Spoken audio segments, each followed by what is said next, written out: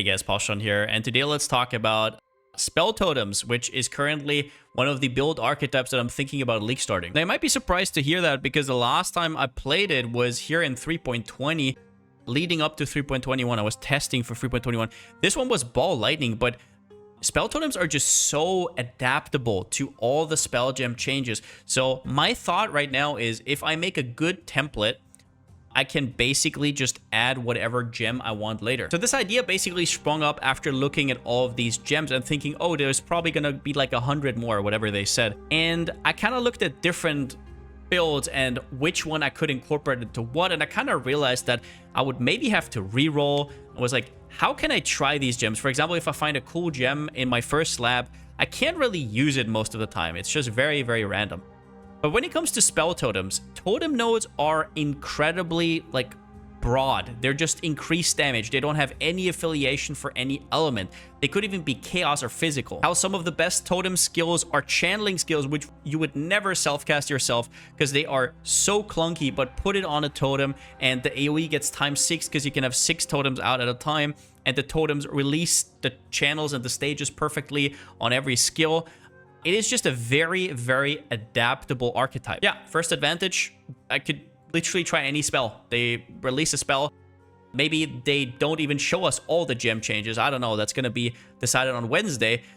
But even if they show all of them, just like understanding all of them in like those 2 days, it's not going to be that easy. So it would be just really fun. I mean, wouldn't it be kind of stupid if in the league where they released that many new options, I just played another Toxic Rain build or something, or another Ballista build?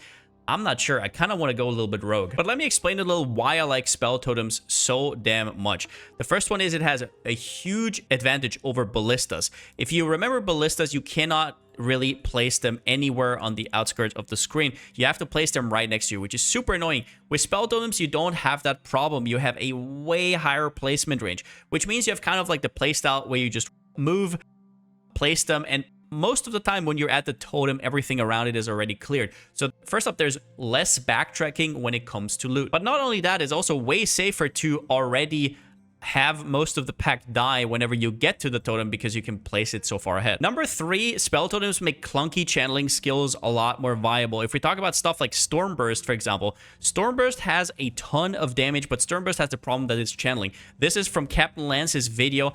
Little did he know that ever since he made that video, the skill actually got buffed. They got like a 33% more damage buff. A bit more on that later. But if you look at Stormburst right here, this is on a very minimal gear, and these balls basically get run down, and you have to channel it, which is just absolutely abysmal if you have to do it on your own. But if you have totems that do it and they stack all on top of each other, it's kind of crazy. He also didn't really do any mana stacking, so he doesn't have much AoE. So in general, I mean, I only see upside from where we go from there. But like I said, you can use whatever spell you want. That is the beauty of this archetype. Another nice thing about channeling skills, though, is that totems can usually get quite expensive. But when it comes to channeling skills, it's a lot less so. And the reason for that is how totems determine the mana cost is only by the initial cost. Totems have no mana, so they don't spend any mana channeling. If you put Stormburst on them, the base mana cost of the totems is just 5, and it's going to ramp up to like 20, 25 maybe. But on a ball lightning or some other normal skills, the cost starts at 23, so you have to pay the full mana cost. So that's another big upside for something like Stormburst, or as we talked about, Divine Ire. And another thing that Hierophant lets you do is transition into Mana Stacker, and this is a lot easier than you think it is. And I'm not talking about like end game, hundreds of divines, Mana Stacker that does like 1 billion damage. You can obviously do that later.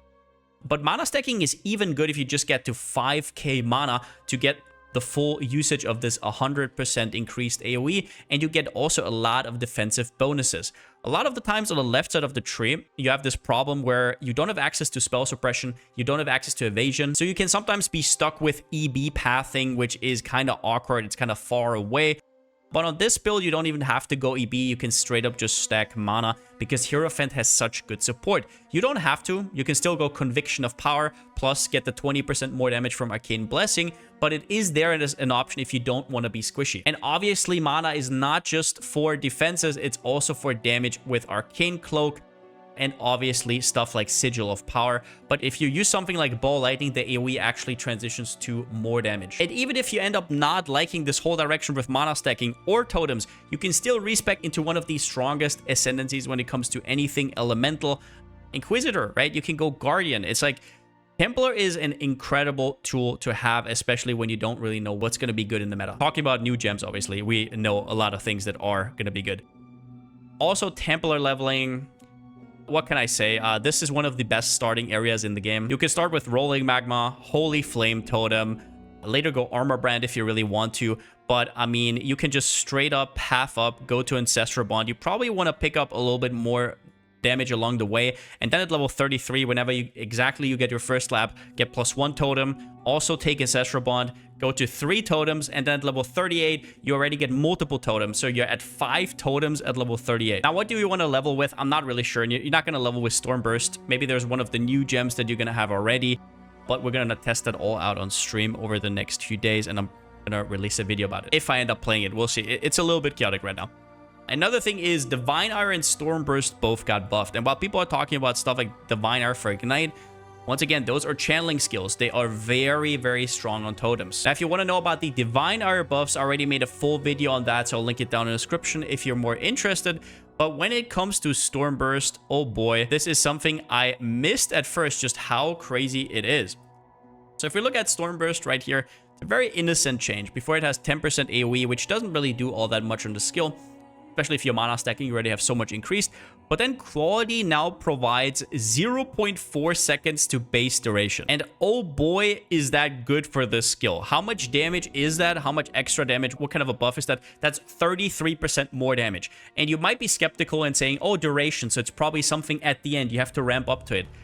Not really, because the way Stormburst works is it gives you more damage per remaining duration. So yes, it kind of does even out over time to even more, but you already have more burst to begin with. So having that extra quality will be absolutely huge. Now, do I know how easy it is gonna be to actually get quality? I don't really. GCPs might be hard to get. You might just do a lot of recipes. We can't flip them anymore, so it is what it is. But in general, Stormburst is more of a totem that you run late game anyways, without any duration clusters, which you're gonna get round about, I would assume, at like level 60, and this one at round about level 80.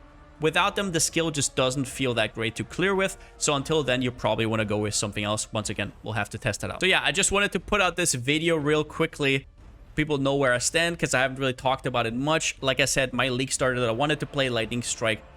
Pathfinder is going to be quite neutered and nerfed by the returning projectiles.